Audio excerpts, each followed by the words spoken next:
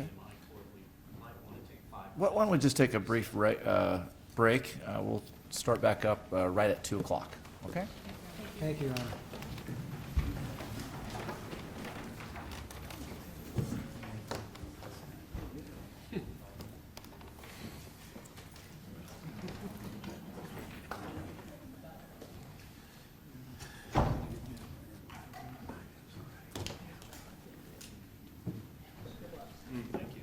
Or if you need help, I can't help you.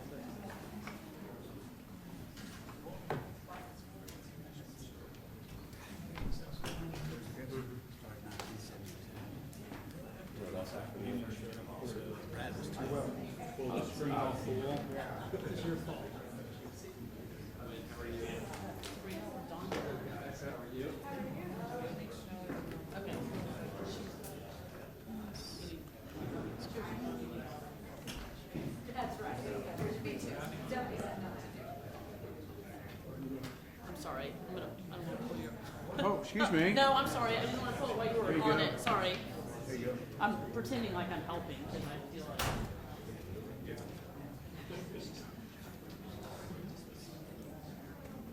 You got enough, John?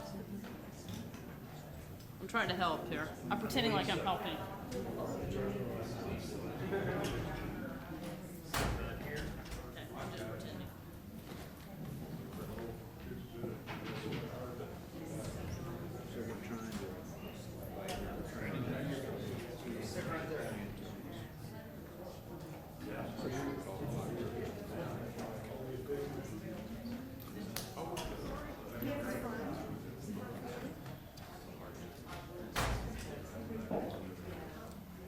Everything good?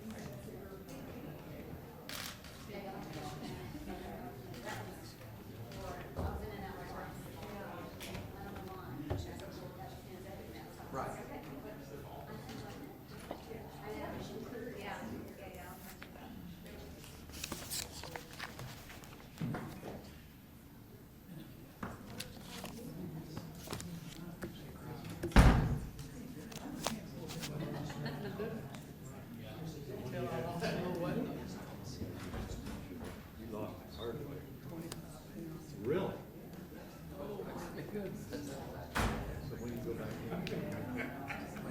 That's a good question. So they took me off the antibiotics. Six weeks.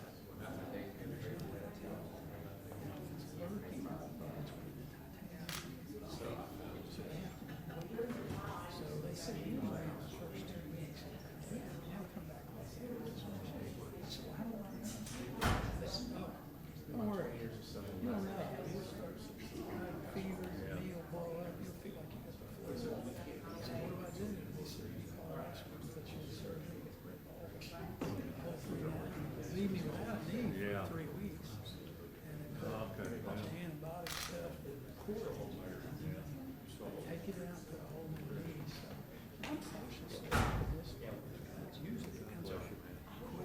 But it's just one of those. Hasn't come back yet, so. Huh? 6 days, I feel great. Yeah. And it's, you know, it sounds like that usually it comes back quickly, but it can come back later in the year. They said 5 weeks.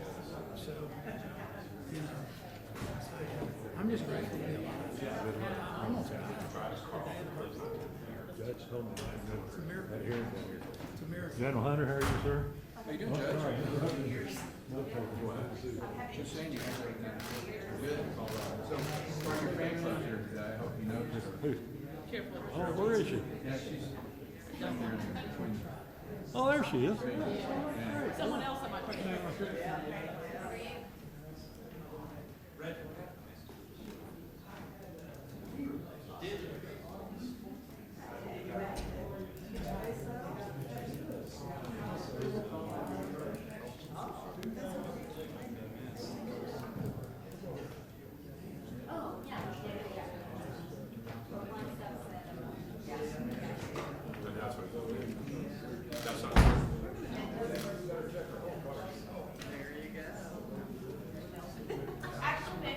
Judge, did you have water?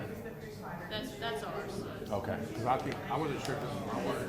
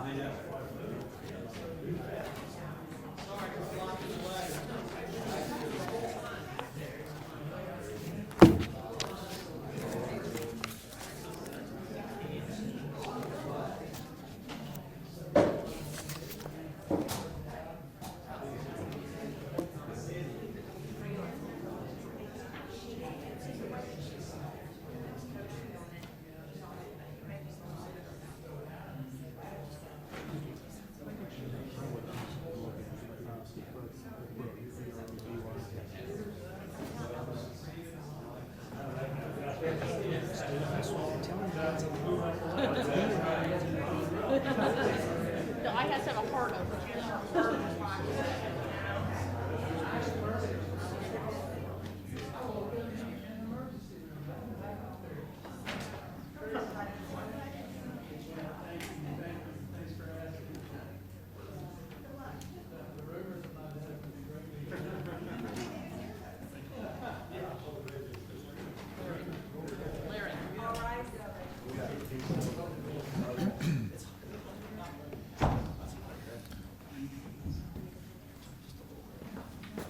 be seated.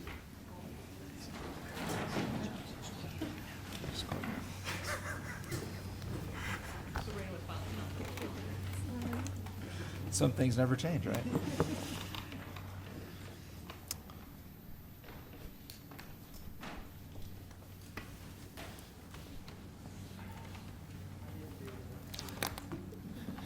Don't trip.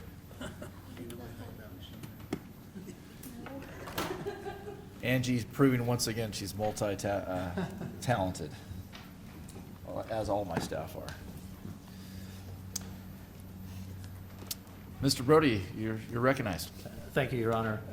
And if it's all right with the court, I'm going to address the question of the new remedy presented by the state in its argument, as well as the question of the potential typographical issue in the judgment. And then Ms. Strong is going to address the settlement credit issue. And between that, I think we're going to cover everything that was argued by the state and that has been raised in the briefs. Great, great. So the court asked the state, when it announced its judgment on August 26th, to prepare a journal entry finalizing the August 26th judgment after non-jury trial.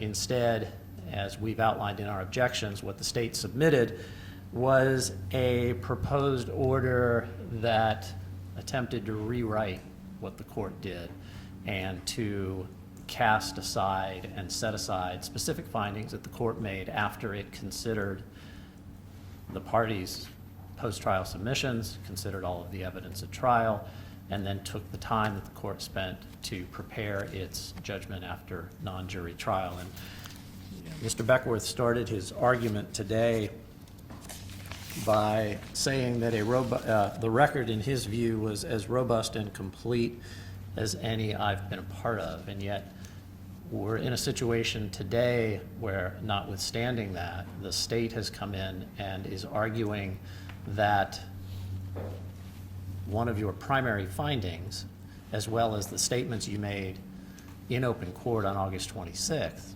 should be set aside, notwithstanding what they've acknowledged was a full 7-week trial and the court's consideration of the evidence after that trial. You know, we also heard Mr. Beckworth indicate that he doesn't think a 1-year order will stand. Those were his words. And what we have heard from the state today is an argument against what the court specifically found and what the court specifically ordered. Now, clearly, if the state takes issue with what the court ordered, the state can take that up on appeal, and I'm sure they will if the counterpetition, protective counterpetition that they filed is any indication. That's where we are right now. But I want to get into the substance of it because there's no basis for what the state has asked you to do today. And the reasons fall into 3 categories. We see them up here. First of all, and I think this one carries the day, and we really don't need to get past it, is that the state has ignored the court's decision. Second, there's no support in Oklahoma law for what they are asking the court to do. And third, the state's proposed judgment violates both res judicata and separation of powers principles. And so let's talk through each one of those.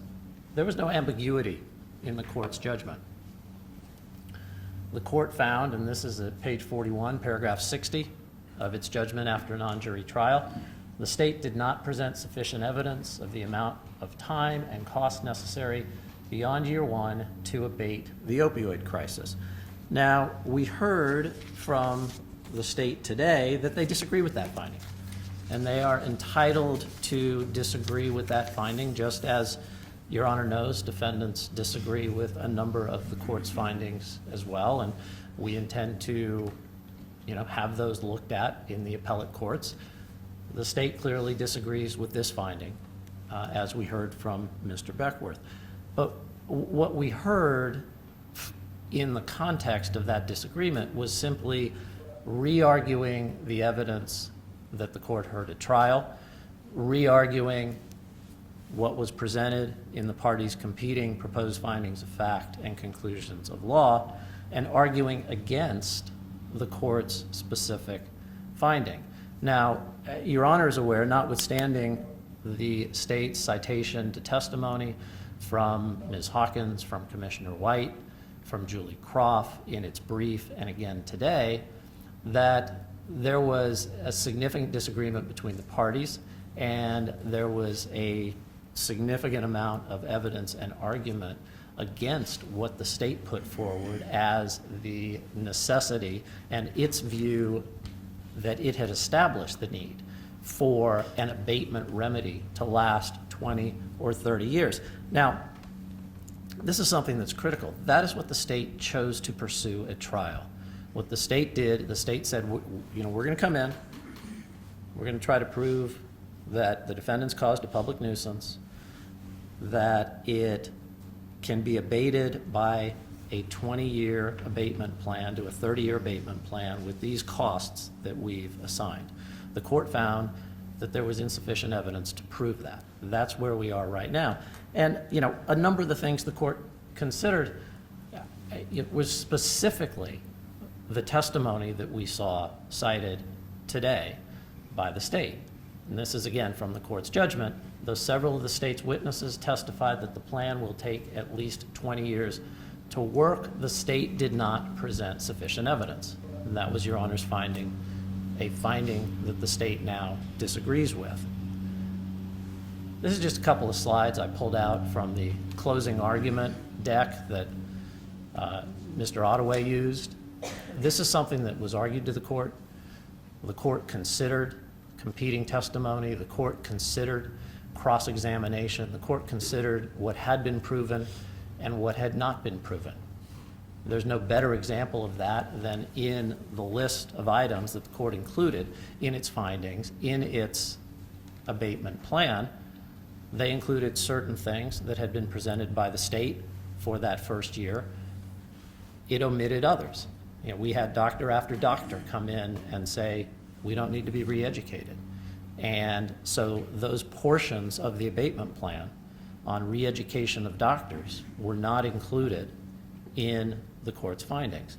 So the court heard the arguments, the court heard the evidence, the court heard Mr. Ottaway in closing argument argue this exact issue based on these very slides that we have pulled out, and the court made its decision. And if that wasn't already clear, the court made it very clear what it felt constrained to do when Your Honor announced your decision on August 26, 2019. As I detail in my judgment, this is the amount of cost that I am constrained to order Janssen and Johnson & Johnson to pay based on the particulars of a nuisance claim and the evidence that was presented at trial. Whether additional programs and funding are needed over an extended period of time, those are determinations to be made by our legislators and policymakers.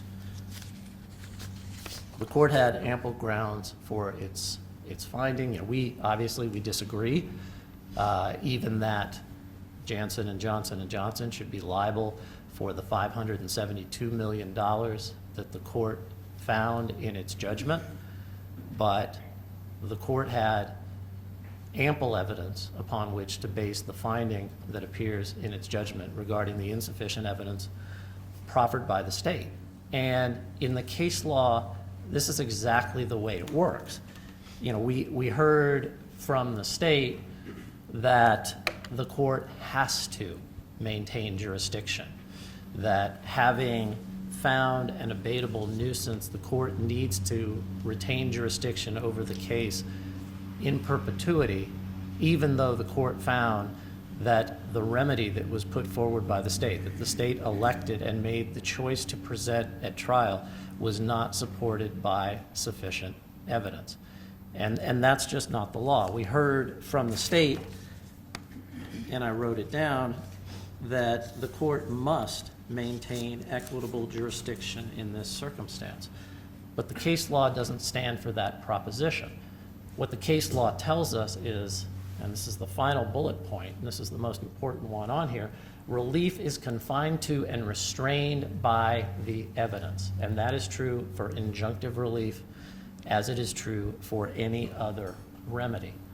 And so when the state cites in its briefing and cites today cases about, for example, removal of pollution from a property where mineral exploration had been going on and remediation is required by a statute, or the reduction of noise and dust at a quarry, that's very different than a situation where a court has found insufficient evidence to support a remedy requested by a litigant after a trial. And the litigant is then coming in and saying, give us another chance.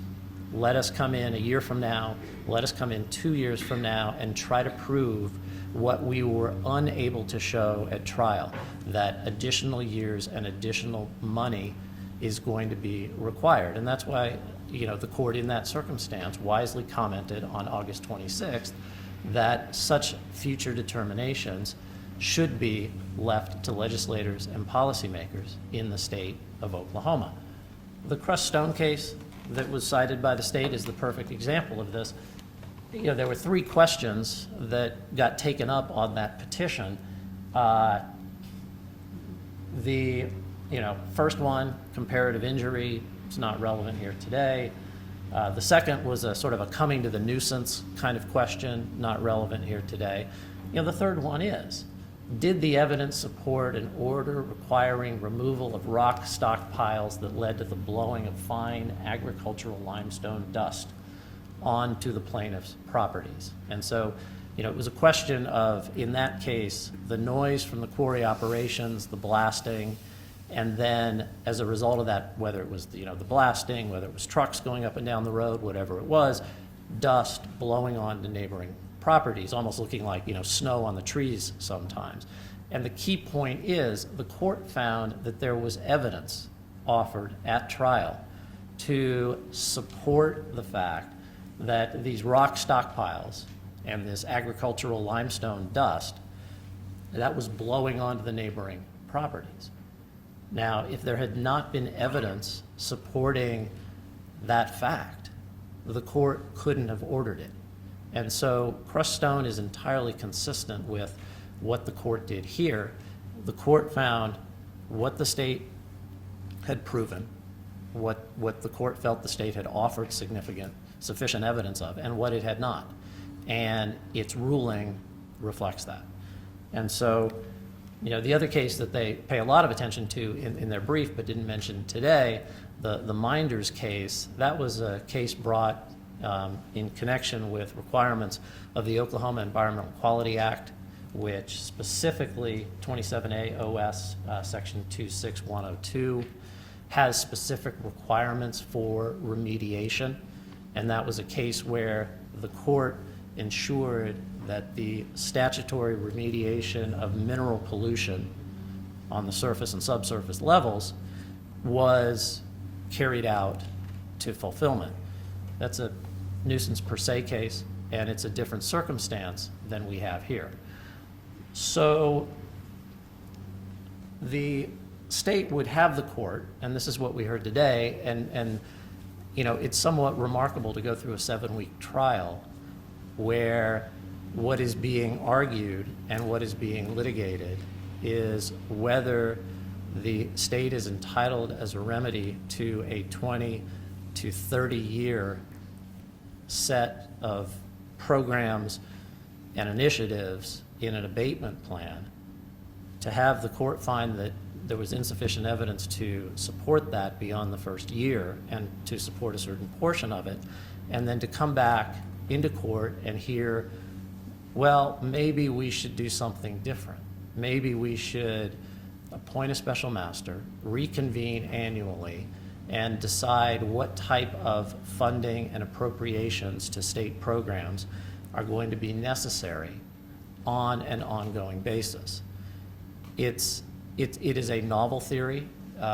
It is not novel only simply because it was not mentioned at trial. It is novel because of what it would involve. It would be a situation where district judges, the courts in Oklahoma, were empowered to, year after year, engage in a de facto appropriations type of process as part of a nuisance action.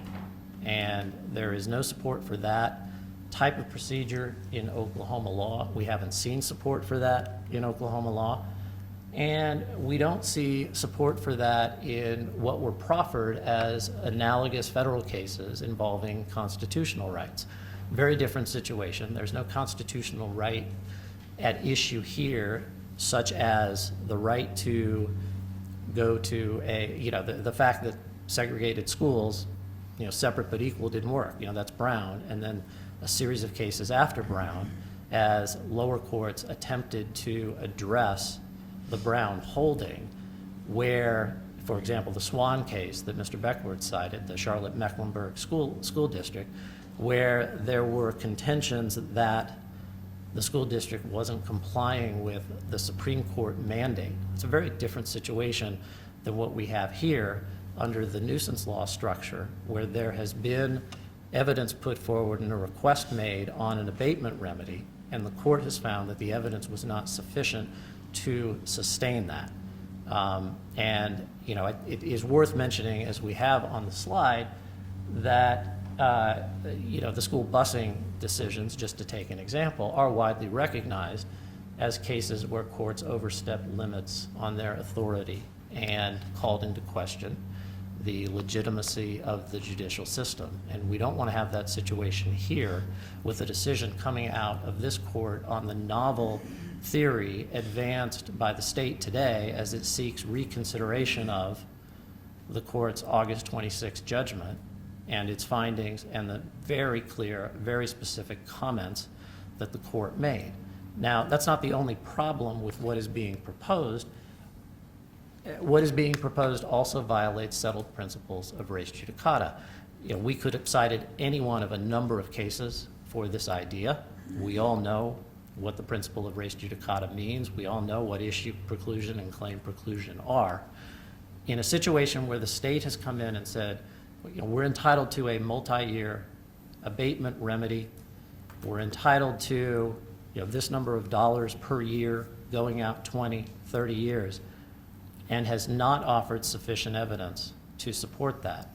And the court has entered a specific finding saying that notwithstanding the testimony from certain witnesses that it would take at least 20 years, the state did not present sufficient evidence to allow the state to then come back a year later, 2 years later, 5 years later, 10 years later, and try to prove what it did not prove at trial would violate settled Oklahoma law on res judicata, claim preclusion, and issue preclusion. It would also violate the separation of powers. And, we've cited the Oklahoma Education Association decision a number of times, and the state responds each time, well, that case is a little different. We're not asking for an order requiring the legislature to do anything. What they're doing is worse. They're trying to go around the legislature entirely and pull what the court observed in its comments as the process that should be followed into the court and completely out of the legislature. And so what they are proposing, this idea, not simply that a court would oversee, for example, busing as a means of desegregating segregated schools, but that the court would come back in and say, okay, we're going to sit down again and we're going to look at things and we're going to decide how much money we need to add to this program over here, we need to add to this program over here. You run into serious separation of powers principles with no support for the procedure, for the idea that having offered insufficient evidence at trial, the state can now come back and say, we're going to do it all over again, and we're going to go through this funding process, and we're going to go through the same proof that we tried to put on during the trial in support of the abatement plan. We're going to do that again. There's simply no support for that in Oklahoma law. And so the court recognized, again, and I think we need to come back to this, the court specifically recognized, what is supposed to happen and what should happen here. If the court's judgment is upheld on appeal and this, whatever the number ultimately is is implemented as it has been set out by the court, that whether additional programs and funding are needed over an extended period of time, those are determinations to be made by our legislators and policy makers. And again, the mere fact that the court is sitting in equity doesn't change any of this. The Henshin case that was cited, the Ellis v. Potter case that was cited by Mr. Beckworth, none of those cases empower the court to retain jurisdiction in this circumstance to hold new hearings, to require additional funding. I mean, the Ellis case, that was an action to quiet title on a deed to property, and it really stands for nothing more than the uncontroversial proposition that a court with equity jurisdiction has the ability to afford relief based on the evidence presented at trial. And that was actually a case where, though the trial court found that evidence warranted cancellation of a deed under its discretionary authority, it withheld cancellation. It didn't even go that final step.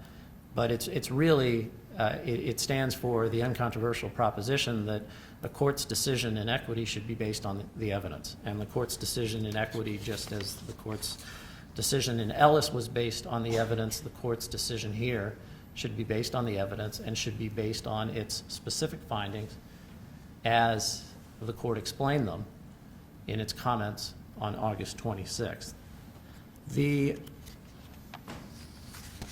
I do want to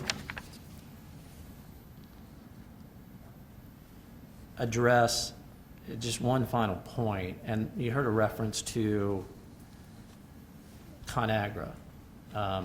And first of all, as we have, and I don't want to get into the nuts and bolts of ConAgra. I know we've been through that a number of times in the course of arguments in the case.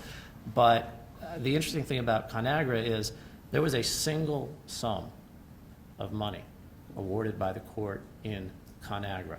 This was not a situation where there was this idea that, well, if what you have proven to be the amount of money required for this lead paint remediation is not enough, you come back and you can get more money. In fact, it was simply, this is the amount, and if there is any left over after this remediation period, it will revert to the defendants who funded the amount. And so even ConAgra doesn't support what the state is putting forward here in what is nothing more than a request based on an entirely new proposed remedy to have the court revisit its findings and to have the court reconsider and change the opinion that the court announced and entered on August 26th of this year.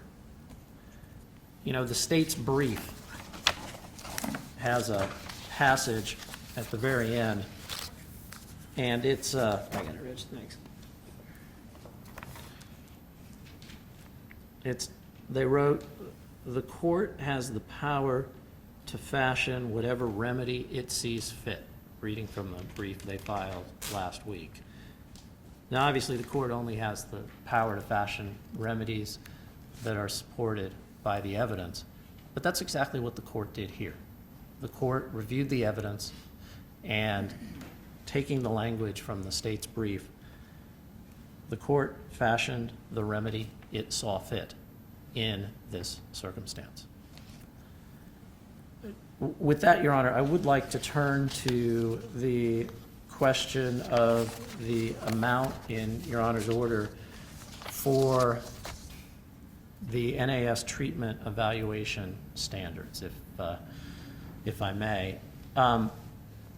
Walking through the court's findings, walking through the abatement plan step by step in the order that the court entered on August 26th, you can see, looking for each item, exactly where the number that's in the court's opinion comes from, step by step by step. You can look at what the state presented as costs over time for various services and you can, match it up. And as we pointed out in our objection, there's one place where there appears to us to have been a typographical error in the judgment, and that's the NAS treatment evaluation standards. That's page 35, paragraph 27. And it's a situation, and we've laid this out in our brief, where if you go to the exhibit that's cited in the paragraphs that describe that service, and you look at what the state presented as the cost, you come to a number, looking at the cycle that the cost run on, of $107,683. The judgment itself makes that $107 million. It's something that can easily be corrected. The state has not offered an explanation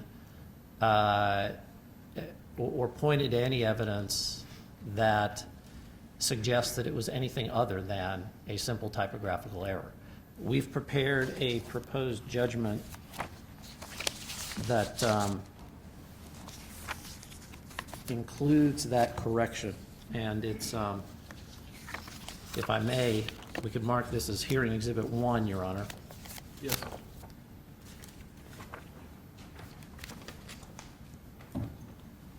It also includes the settlement credit that Ms. Strong will address.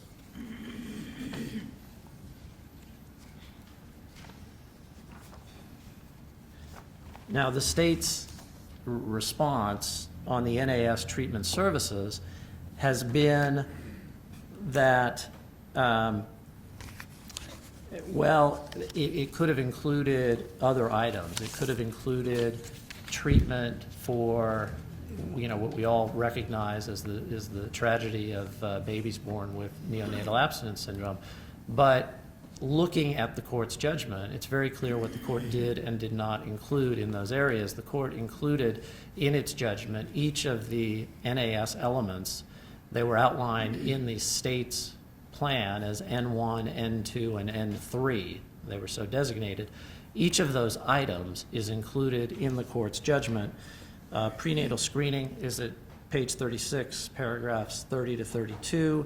And medical treatment for infants born with NAS or suffering from opioid withdrawal is at pages 36 to 37, paragraphs 33 to 35. So what we have presented to the court and what we've asked to be marked as hearing exhibit 1 makes that mathematical correction. Last point, though, Your Honor, this idea that 572 is instead 870 is something that is likewise not supported by the evidence in the case. The court was very, very clear, and in its judgment, it's very, very clear going through. You can look at the abatement services that were included. You can look at the parts of the abatement plan presented by the state that were not included. We see things like community prevention, higher ed discretionary prevention funds, public education. They're all within the treatment, various parts of the treatment category. But the court was very clear about what it did and did not include in the abatement plan in the court's order. And so, I think that the idea that 572 is really 870 finds no support in the court's judgment, and it certainly finds no support in the record as the court made its findings, presented its findings in its August 26, 2019 judgment. And with that, I will turn it over to Ms. Strong, who is going to address the issue of settlement credit. Thank you, Mr. Brody.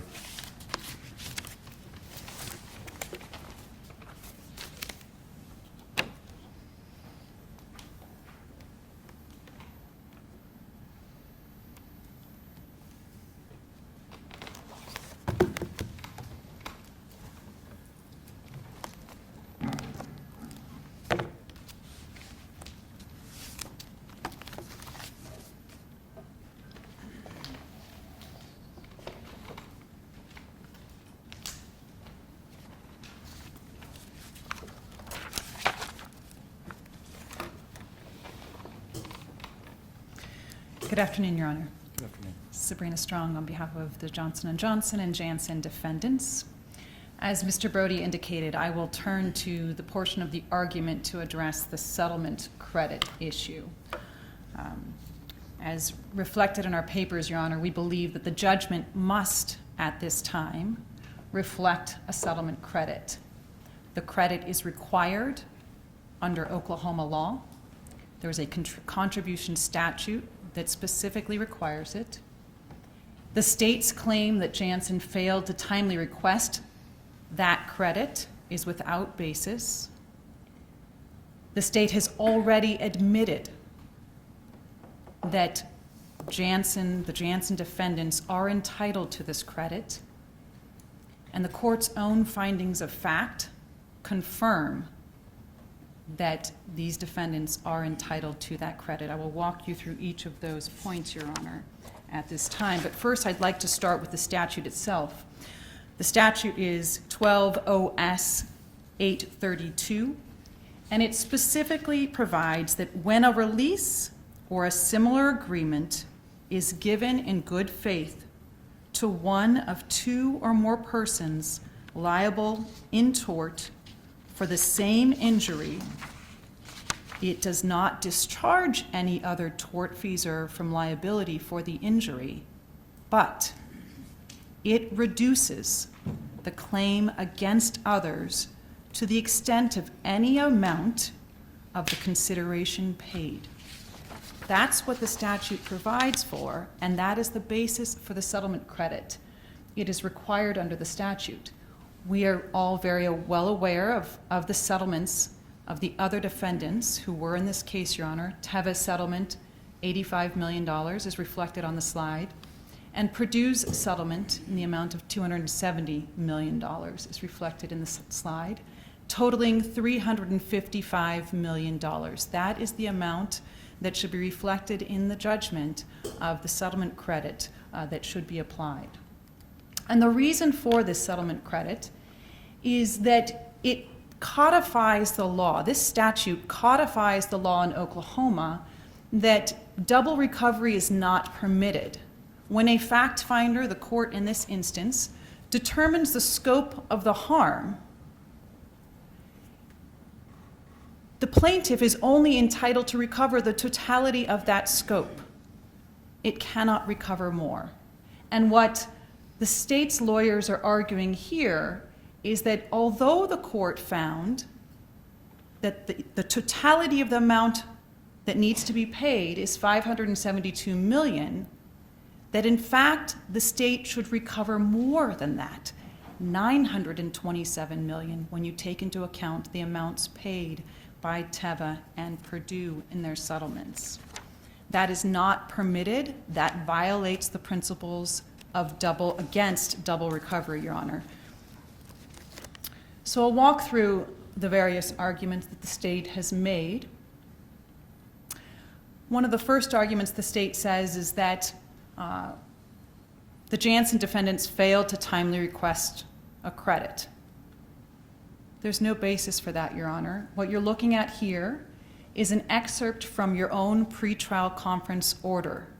You issued this on May 23rd, 2019, at the outset of the trial, and it reflected the submissions of the parties, and then you issued an order. And in that order, at page 52, paragraph 32,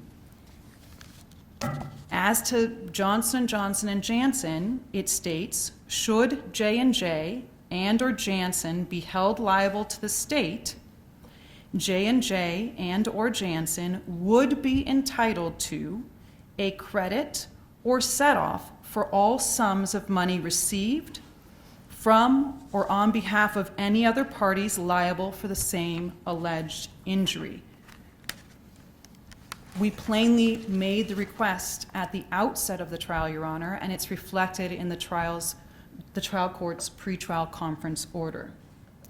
Not only was it reflected there, Your Honor, but on May 24th, again at the outset of the trial, the Janssen defendants submitted a trial brief to Your Honor, and in that trial brief, it says, and this is up on the slide, under Oklahoma's contribution statute, Janssen and J&J would be entitled to a settlement credit of $270 million against any joint and several award to account for the state's settlement with Purdue.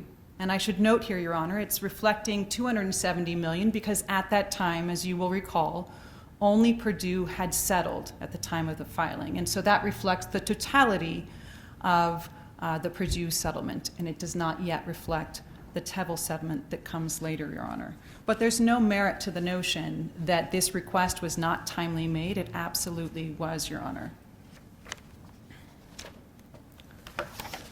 Not only was the request timely made, but after the presentation of the evidence, and in the state's proposed final judgment submitted on July 31st, 2019, the state itself wrote, under Oklahoma law, and this is at paragraph 23 of the state's proposed findings of fact and proposed judgment. Under Oklahoma law, defendants are entitled to a settlement credit in the amount of $355 million to account for the settlements entered between the state and the former defendants who settled and were dismissed. It doesn't get much clearer than that, Your Honor. They were aware of the settlements, they were aware of the evidence at trial, and they presented a proposed finding and conclusion to Your Honor, indicating quite clearly that the defendants are entitled to a settlement credit.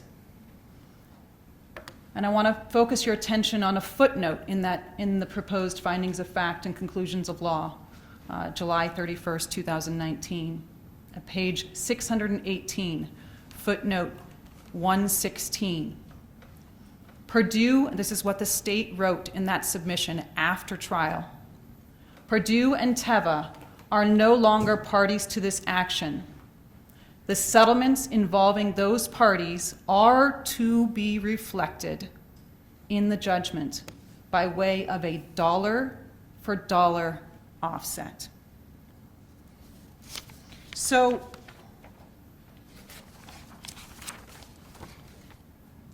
why the change of heart now by the state? The only difference, the only change in fact at this point is the judge's finding as to an amount. In the proposed findings, when the state was asking for billions of dollars, they made very clear that the law would entitle the Janssen defendants to the credit. When the state did not recover the billions of dollars that it anticipated and hoped it would get, and was disappointed with the amount, it changed course and changed its argument about the settlement credit. That's not the way a settlement credit analysis works. It doesn't turn on the amount of harm found by the fact finder, the amount of the reward or award that would be issued by the fact finder. That's not the proper analysis. And the state has made an argument that, I'll go back to this, onto the proposed, here what we're looking at is the proposed findings of fact and conclusions of law submitted by the state. And the state noted, you heard today from Mr. Beckworth, that the Janssen defendants didn't include in their proposed findings of fact anything about a finding of liability as to Purdue and Teva, and that is a problem for the credit now. That makes no sense. The Janssen's defendants did not include a proposed finding of liability as to Janssen or Johnson & Johnson. Why would it have included a proposed finding of liability as to other manufacturers? That makes no sense. That, we believed, was inconsistent with the law and inconsistent with the facts presented at trial. Your Honor disagreed and found liability, and in the context of the proposed findings that the Janssen's defendants submitted, we did contemplate that in the event the court were to find liability, we asked that the court apportion that liability, and we left a blank for the court to consider that. The court failed to apportion liability. had it apportioned liability, we would be talking about the amount owed based on the apportionment that the court had found, but the court didn't apportion liability. Accordingly, we are left in a joint and several liability scenario, and only now, under these facts, is it clear that the court must include in its final judgment a settlement credit for the amount that was paid by Teva and Purdue. And so, again, with this change, now understanding what the court has awarded, the state includes in its paper filed October 10th, just last week, for the very first time, that there was no evidence. I want to read exactly what was submitted in that paper. Quoting, the state wrote, there was no evidence whatsoever regarding Purdue's or Teva's potential liability was ever put into the record by the state or J&J. Your Honor, we all were at the trial, the 7-week trial. It's hard to understand how that sentence could be written. I would say that almost no day went by in that trial where we didn't hear the accusation that the Janssen defendants partnered with Purdue, or something about the Teva defendants and how Teva created the need and wanted to sell to the need, and that Janssen did just the same thing. We all are very well aware that there was extensive evidence and argument about Purdue, about Teva. Documents were submitted. We had many arguments over the admissibility of Teva and Purdue evidence, and that was admitted at trial. And in fact, Mr. Beckworth referenced a motion in limine where the Janssen defendants asked that evidence related to Purdue and Teva be excluded for certain purposes in this case. And the state opposed that, and the Janssen defendants lost. And the result of that was there was extensive evidence related to Purdue's conduct, extensive evidence related to Teva's conduct, and the import for the case. And in fact, at one point, I recall poignantly Mr. Beckworth announcing to the court that this case is not about their drugs, meaning the Janssen defendants' drugs. And the court's own findings are consistent with what we know happened at the trial and the evidence that was put on at trial relating to Purdue and Teva. And I'll just reference a few of your own findings, Your Honor, where you reference that evidence. You found that Janssen acted in concert with others in marketing prescription opioids, and you pointed to Purdue. And the evidence you cited is put up here on the screen, Your Honor. With respect to Dr. Kolodny's testimony, the testimony was in 2007, when Purdue Pharma was convicted criminally of claiming that OxyContin was less addictive because of its extended release formulation, Johnson & Johnson continued to do exactly what Purdue Pharma was convicted criminally of doing. They promoted their products as having lower abuse potential. That was testimony from Dr. Kolodny that you cited. The next quote is from Commissioner Terry White's testimony, where she said, in 1996, Purdue, Johnson & Johnson, Janssen, and a host of other people began in targeting Oklahoma and other states with this type of marketing. Your findings go on to reference Purdue's success, and I'm quoting here from page 9 and paragraph 17 of your August 26 judgment. You noted that, quote, in marketing OxyContin for chronic non-cancer pain, you talked about testimony that referred to flooding of opioids into the United States and Oklahoma, and you pointed to Dr. Kolodny's testimony. Again, that's up on the screen for your reference. There were other findings, Your Honor, in your August 26 paper. You pointed to evidence that Purdue and Teva used and supported the concept of pseudo-addiction, which you faulted Janssen for referencing. And you also pointed to testimony indicating that the entire pharmaceutical industry targeted primary care physicians in marketing opioids. So there's no notion, there's no support for this notion that there was no evidence at trial, Your Honor. We know that there was evidence at trial related to Purdue and Teva, and your findings reflect it and reflect your position with respect to what their liability. This is the last piece of evidence or pieces of evidence that I'll reference from proposed, or your judgment on August 26, Your Honor, in reference to Janssen's and J&J's former subsidiaries, Naramco and Tasmanian Alkaloids, you made a finding that Teva and Purdue bought API from those former subsidiaries. And the relevant paragraphs are excerpted here. You noted that defendants through these subsidiaries supplied the following APIs to other drug manufacturers in the United States, including Purdue and Teva. Again, this is in your August 26 findings at paragraph 12. You noted through Naramco, defendants met the anticipated opioid demand by selling API, including oxycodone, to Purdue. At paragraph 14, through Naramco, defendants supplied API to other opioid manufacturers, including Teva.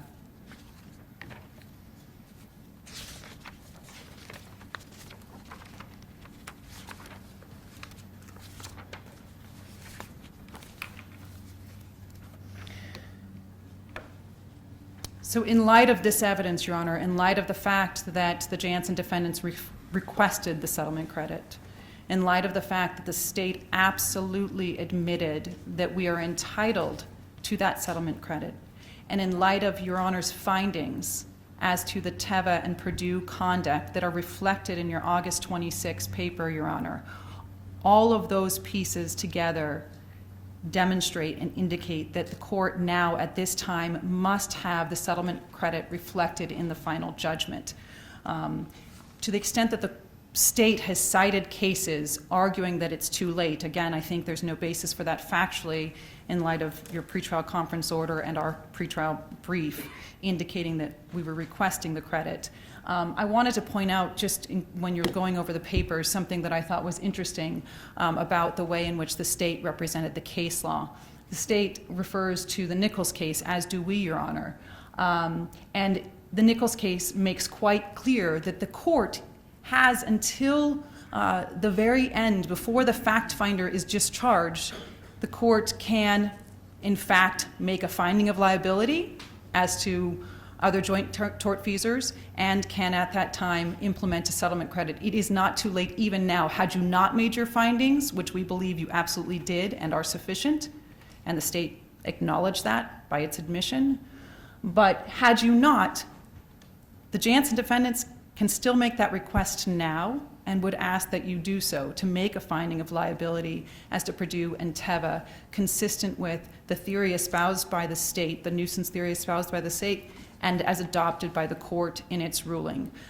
We don't believe that's necessary because we believe the findings already reflect that, but it is certainly not too late under the Nichols case. It makes clear that a non-settling party can request a settlement credit through either a pre-submission objection to the trial court's form of verdict or a post-submission objection before the jury's discharge when the verdict was brought into the courtroom, but before its acceptance by the trial judge.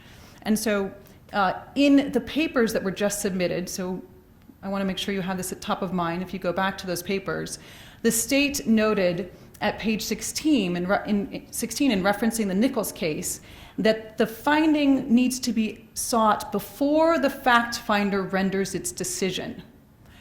That's not what the Nichols case holds. If you look on the right-hand side of the page there on the slide, Your Honor, the Nichols case talks about it's after the verdict has been brought in, but before the jury is discharged. So it certainly can come, a request can come after the jury has brought in its verdict, but before it's discharged. And of course, you are here, Your Honor, you are our fact finder, and you have not been discharged. So there's no issue on a timeliness argument here. Let's see if I can get one more.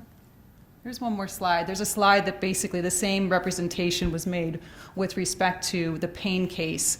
And Your Honor, if you look at it carefully, the Payne case adopts the Nichols rationale and reflects that, in fact, it can be made, a request can be made before the fact finder has been discharged, but after it has first brought back its verdict into the courtroom. So with that, Your Honor, we would ask that the court at this time, before finalizing the judgment, that it modify it to make sure that the settlement credit to which the Janssen defendants are entitled is reflected in the final judgment. Thank you, Your Honor. Thank you, Ms. Strong. All right, I told the parties I'd give them some rebuttal time, so Mr. Beckworth will let you do that. It's everyone's good fortune that I've had my first case of laryngitis the last few weeks, so I'll run out of steam quickly. Or let me just address the settlement credit points first. There's a lot there to unpack, but it's just not correct. First, I see Mr. Burns is here representing Purdue. Teva is starting a trial in Cleveland, Ohio on Monday. I'm sure that those two companies would be shocked to find out that their colleague here is now asking for a finding of liability in this case against them after the court already issued its August 26th ruling. That would have some pretty dire consequences to those two entities in their follow-on litigation. Either Mr. Burns or Mr. Coates were here every day during this trial. Representatives of Purdue, Trey Cox, and others were here every day. Nick Merkley was here every single day. Never was the liability of their clients put into evidence in this case, nor was there any evidence put in about it that would support such a finding. That's why they settled. So it just didn't happen. It would have been on them to put that evidence on, and they didn't do it. It's just that simple. I have to object to this Exhibit 1 that they put in, the proposed new judgment. It's late. It's untimely. What's interesting about what Mrs. Strong just talked about is this idea that you can come in before a jury's been discharged.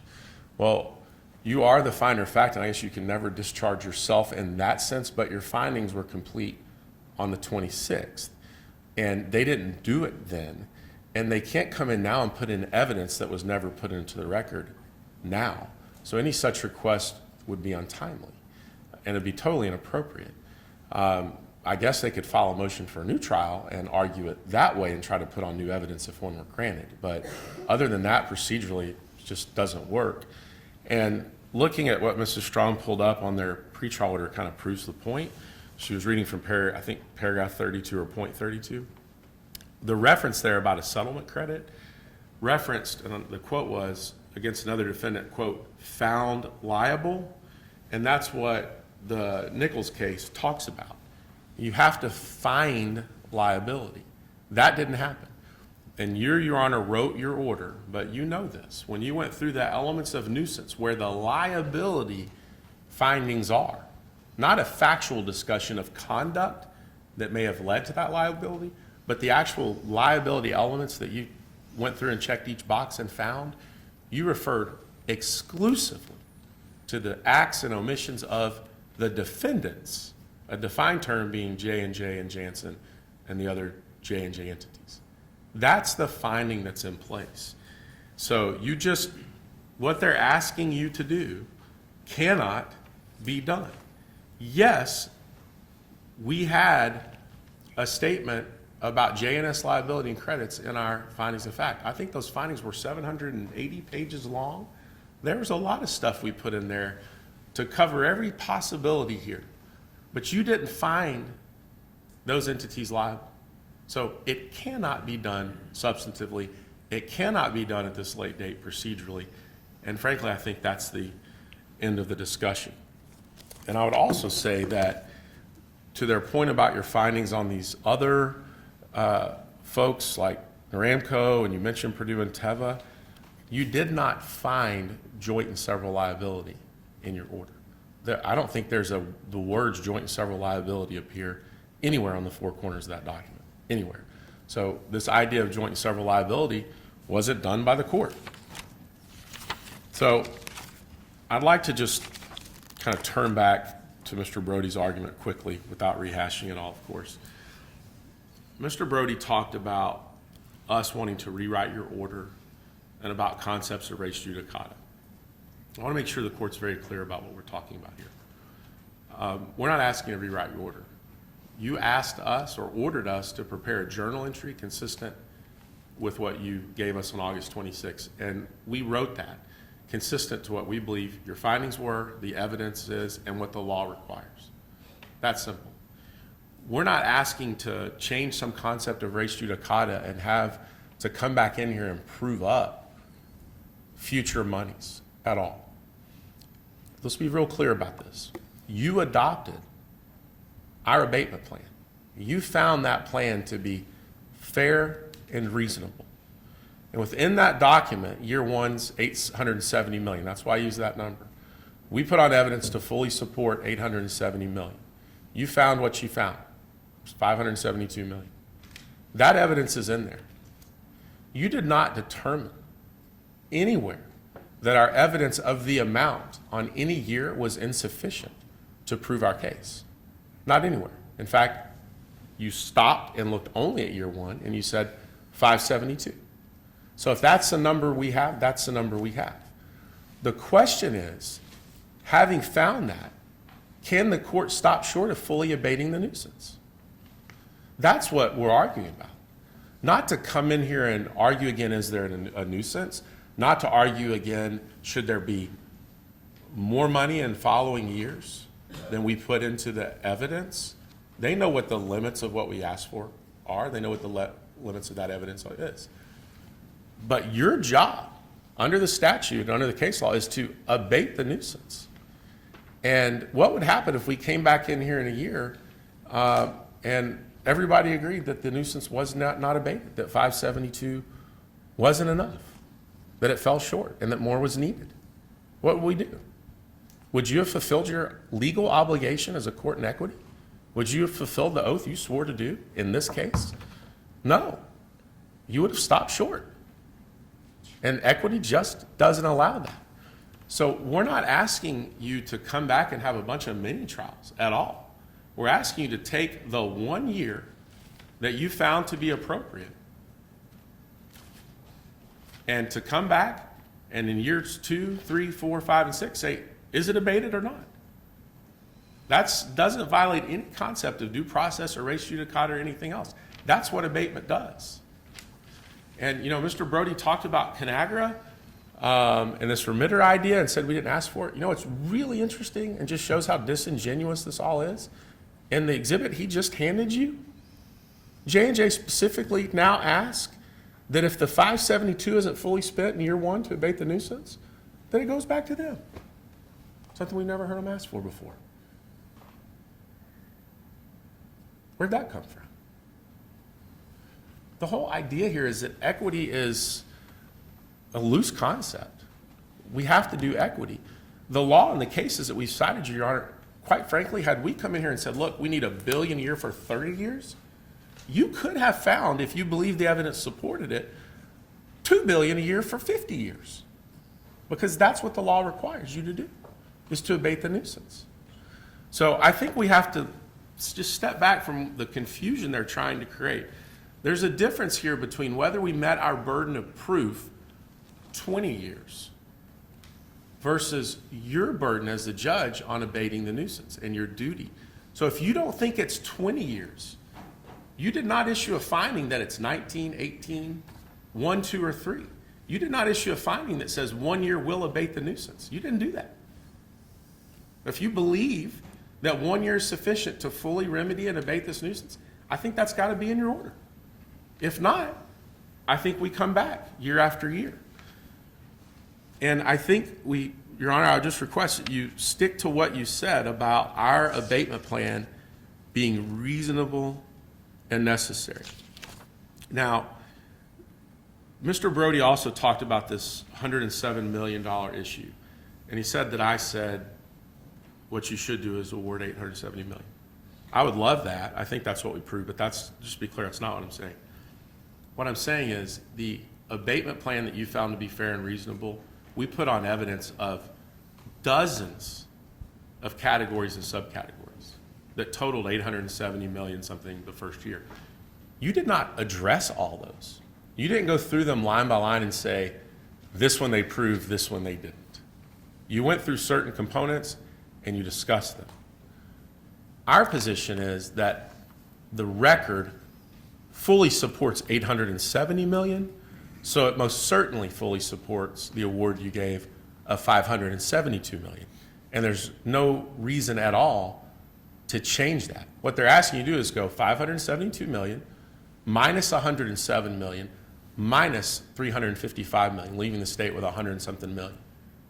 a number that would do nothing to fix this problem, fall very short of your obligation to abate it, and fall woefully short of what the plan says is reasonable and necessary.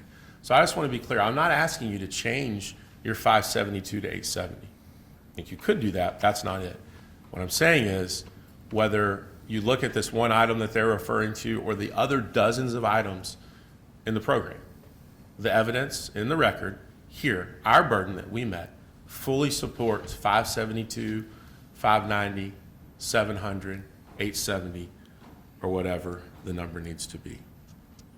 Your Honor, I think we could go on and on, but I know we've had a lot of time with you. I appreciate it. Again, I would just close with, we ask you to do the very tough job here in equity and give the state the full remedy of abatement, which we believe is required in law. Thank you, Your Honor. Thank you, Mr. Beckworth. Your Honor, I can be very brief. Sure.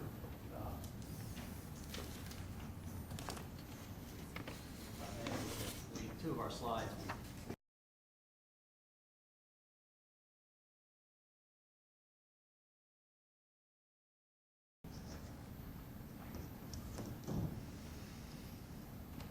This is really what it comes down to.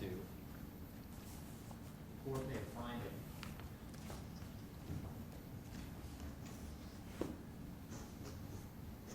The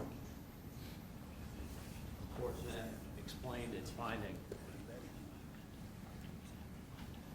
when it announced its judgment on August 26, 2019. And what we, Mr. Hunter, do you have an objection? Your Honor, I object. We're the movement in this proceeding. We should be able to close the evidence. I agree with that. I did say I'm going to let both parties have a rebuttal, so Mr. Beckworth or you will have the final say. Thank you. Okay. that's fine, Your Honor. I'm going to be very brief here.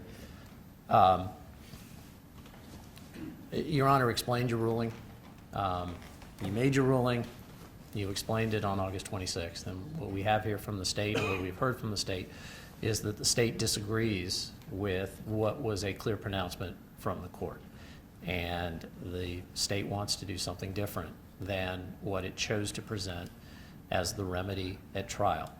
And as we pointed out, the state has said you must retain jurisdiction, but the abatement cases don't say that the court must retain jurisdiction. And to go back to crushed stone as an example, if the court in crushed stone had found that there was not sufficient evidence to justify an order requiring removal of the rock piles to prevent dust from blowing in, the plaintiffs, surrounding landowners who own the land around the quarry, would not have the opportunity to come back in 2 years, 3 years later and say, Judge, we still have dust on our property. We think they've shut the quarry down. We think they need to come in and remove those rock piles to prevent this dust from blowing onto our properties. That would violate res judicata. There is no support for that kind of exercise in equity, even in any of the case law. And that's the situation we have here. We have a situation where the state has come in and said, we need something different. We need the opportunity to come back. We understand you found insufficient evidence, but we want you to retain jurisdiction to push more funding in year after year to these state programs, something that Your Honor specifically said were determinations to be made by our legislators and policymakers when you made your comments on August 26th. And so we would ask that the court enter a journal entry, final judgment that is consistent with the court's comments.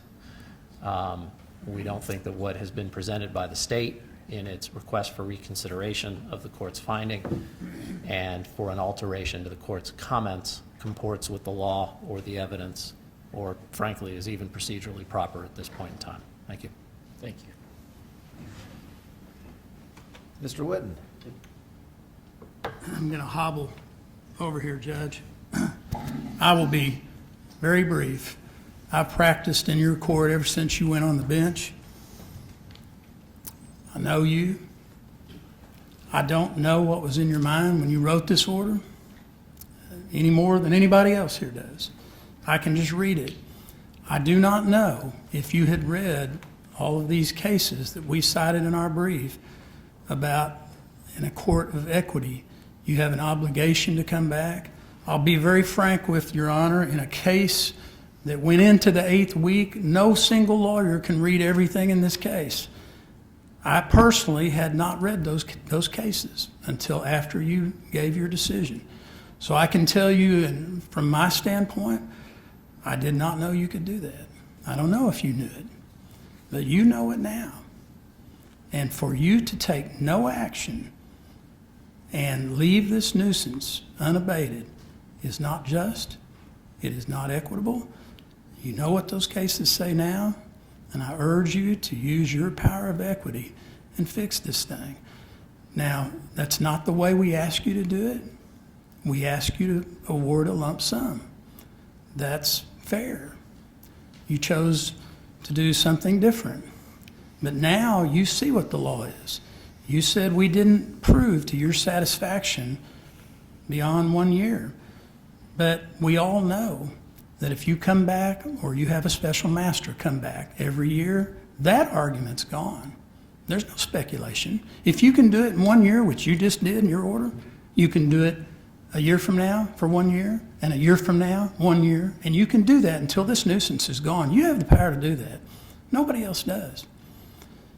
I would urge you to do that, Your Honor, and the people of the state of Oklahoma need you to do that. That's all I've got. Thank you, Mr. Whitten.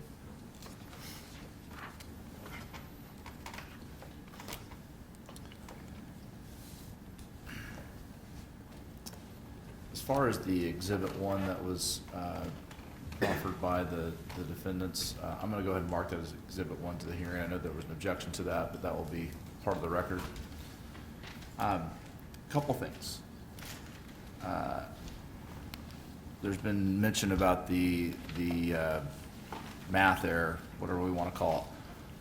I acknowledge that the computing error contained in my August 26th judgment. The cost for Johnson & Johnson to pay for the development and dissemination of NAS or neonatal abstinence syndrome treatment evaluation standards, including continuing education courses, is $107,683. That'll be the last time I use that calculator.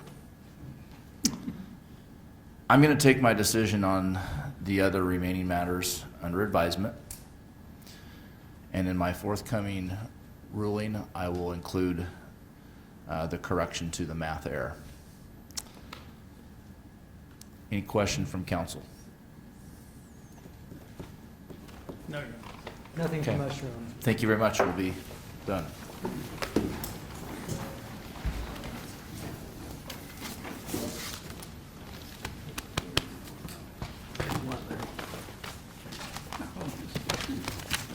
It's good to see you.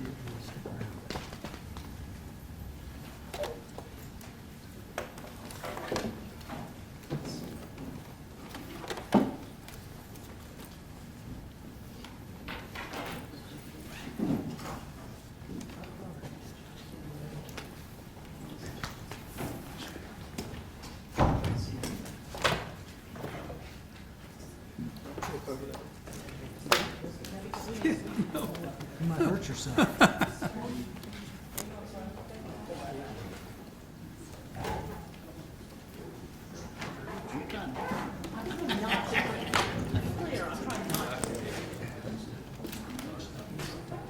I'm gonna take you out and be bigger than this.